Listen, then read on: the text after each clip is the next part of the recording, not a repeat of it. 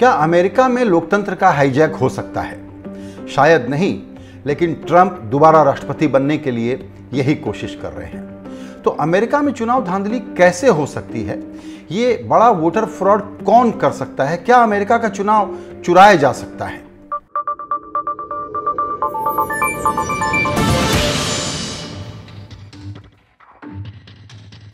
दोनों पार्टियां, डेमोक्रेट और रिपब्लिकन, एक दूसरे पर आरोप लगा रहे हैं कि फ्रॉड तो सामने वाला करेगा। इस चुनाव का सबसे बड़ा फोकस है मेल इन पोस्टल बैलेट से वोटिंग। मार्च महीने से ट्रंप हल्ला मचा रहे हैं कि डेमोक्रेटिक पार्टी चुनावों में पोस्टल बैलेट के जरिए बड़े पैमाने पर धांधली कर सकती है।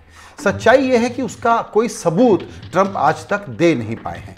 लेकिन स्टैनफोर्ड यूनिवर्सिटी की ताज़ा रिपोर्ट, ताज़ा रिसर्च ये बताती है कि पोस्टल बैलेट पार्टी निरपेक्ष है। किसी भी पार्टी का वोट शेयर इस वजह से घटता या बढ़ता नहीं है। कभी टर्नआउट ज़्यादा भी हो जाए तो भी मामूली सा फर्क पड़ता है। तो ऐसे में वोटर सप्रेशन के क्या तरीके आजमाए जा सकते हैं? एक तरीका होता है वोटर लिस्ट से लोगों का नाम हटा देना। रजिस्ट्रेशन के बहाने कुछ डी रजिस्ट्रेशन कर देते हैं, पता नहीं मिला, पिछली बार वोट नहीं डाला था, इस प्रकार के उपाय अपनाए जाते हैं। और इसमें ज़्यादातर नाम जो है वो ब्लैक्स के, माइनॉरिटीज़ के और गरीबों के कटते हैं, क्योंकि एंटी इनकम्बेंसी के चलते यही लोग शायद ट्रंप को लगता है कि उनके खिलाफ वोट कर सकते हैं। इसीलिए ट्रंप ने जून महीने में अपने एक डोनर, जो उनको और रिपब्लिकन पार्टी को चंदा देते रहे हैं, लुइस डिजॉय, जो लॉजिस्टिक्स कंपनी के हैं, पोस्टल सर्विस का कोई अनुभव नहीं है, उनको जून महीने में यूएस पोस्टल सर्विस का चीफ बना दिया। आते ही उन्होंने पोस्ट बॉक्स मशीनें हटवाना शुरू कर दिया, सॉर्टिंग मशीनें हटवाना शुरू कर दिया, ताकि मेल डिलीवरी में जब लेट होगा, पोस्टल बैलेट देर से पहुंचेगा सेंटर में और इससे नतीजे में गड़बड़ करने की संभावना बढ़ जाती है। जब इस पर बहुत हल्ला मचाया गया, तब डिजॉय ने कहा कि अभी वो नवंबर तक कोई परिवर्तन नहीं करेंगे और उन्होंने उस काम को रोक दिया है। तो भी खतरा टला नहीं है, क्योंकि जो पोस्ट बॉक्स हटे थे, जो सॉर्टिंग मशीनें हटी थीं, वो अभी तक दोबारा नहीं लगाई गई हैं। मजेदार बात यह है कि एक तरफ तो ट्रंप पोस्टल बैलेट का विरोध कर रहे हैं, लेकिन वो खुद फ्लोरिडा में पोस्टल बैलेट के जरिए ही वोट डालते हैं और अभी भी उन्होंने अपनी रिक्वेस्ट भेज दी है इस चुनाव में वोट डालने के लिए। गड़बड़ करने के लिए वो यहाँ तक कह रहे हैं, अभी नॉर्थ कैरोलिना के दौरे के दौरान उन्होंने वोटरों से कहा कि वो 2 बार वोट डालें, एक बार पोस्टल बैलेट से और एक बार पोलिंग सेंटर में जा करके। ये सब चीज़ें हैं जो लोगों को वहाँ डरा रही हैं कि किस प्रकार की धांधली अमेरिका के चुनाव में देखने को मिल सकती है। चुनाव में गड़बड़ी का तीसरा तरीका है पोलिंग सेंटर में वोटिंग की प्रक्रिया को धीमा कर देना, ताकि कतारें लंबी हो जाएं। कोविड की महामारी के कारण बहुत सारे लोग, बुजुर्ग लोग पोलिंग सेंटर पर जाकर के वोट डालने से बचना चाहेंगे, हिचकिचाएंगे और इस वजह से कम टर्नआउट होगा। तो इसमें भी ट्रंप के जो लोग हैं वो अपना फायदा देख रहे हैं। गड़बड़ी का अगला मोर्चा है कि जब काउंटिंग होती है तो बैलेट को इनवैलिड बताएं, चैलेंज करें कि इसमें ये गड़बड़ है, ये फ्रॉड है, ये फर्जी है, और ऐसा करके गिनती की प्रक्रिया को काफ़ी देर कर दिया जाए ताकि रिजल्ट आने में देर हो। जब बैलेट को आप इनवैलिड कराते हैं तो दोनों पार्टियां एक दूसरे को चैलेंज करती हैं, फिर कई तरह की मुकदमेबाजी होती है।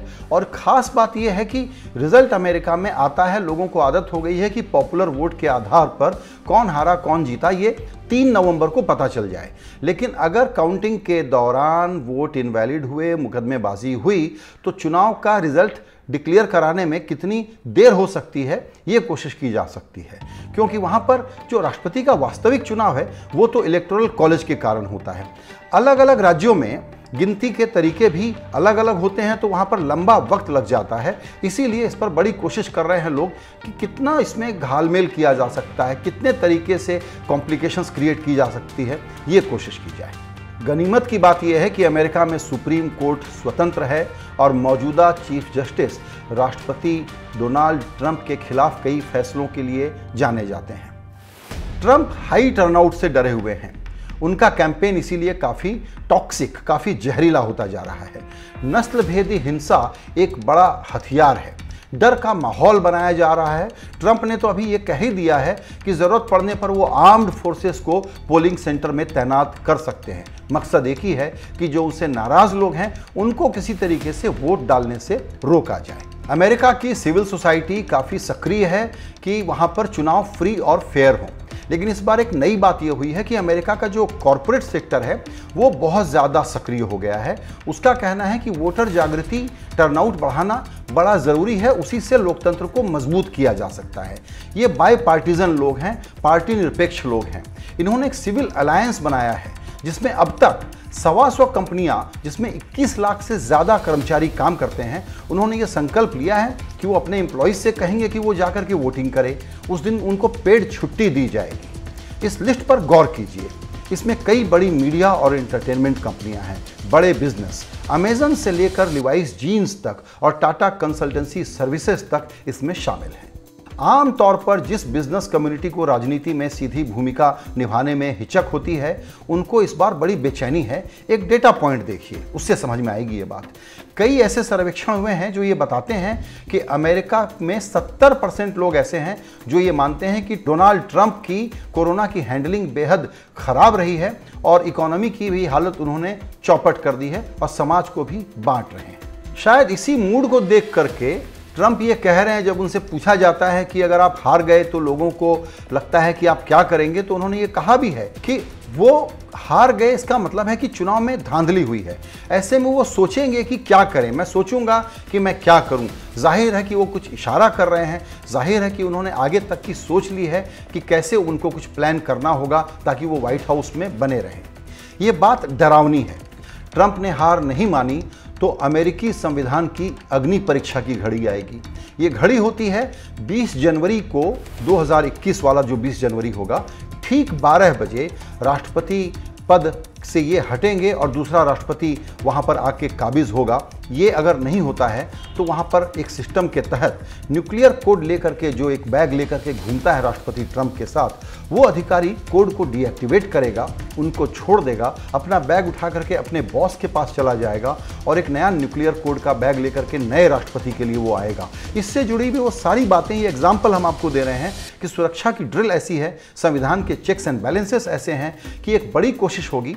बहुत खराब माहौल हो सकता है, लेकिन शायद अंत में ट्रंप को व्हाइट हाउस छोड़ना ही पड़ेगा। जिस तरीके से वहाँ पर चुनाव में धांधली की बातें हो रही हैं, ट्रंप की धमकियाँ आ रही हैं, उन सब को देखते हुए यही कहा जा सकता है फिलहाल के लिए कि चुनाव नतीजा 3 नवंबर को आए, ये ज़रूरी नहीं है। लोगों को अपनी आदत बदलनी पड़ेगी। उस दिन पॉपुलर वोट से जो तय होगा वो नतीजा वास्तविक है या बाद में बदल जाएगा, क्योंकि जब पोस्टल बैलेट के वोट जोड़े जाएंगे उसके बाद नतीजे में कुछ राज्यों में मामूली 1500 के अंतर से कौन जीतेगा हारेगा, उसका इंतज़ार करना होगा। बहुत तमाशे होंगे और लोकतंत्र का भविष्य न सिर्फ अमेरिका के लिए बल्कि पूरी दुनिया के लिए तय होने जा रहा है।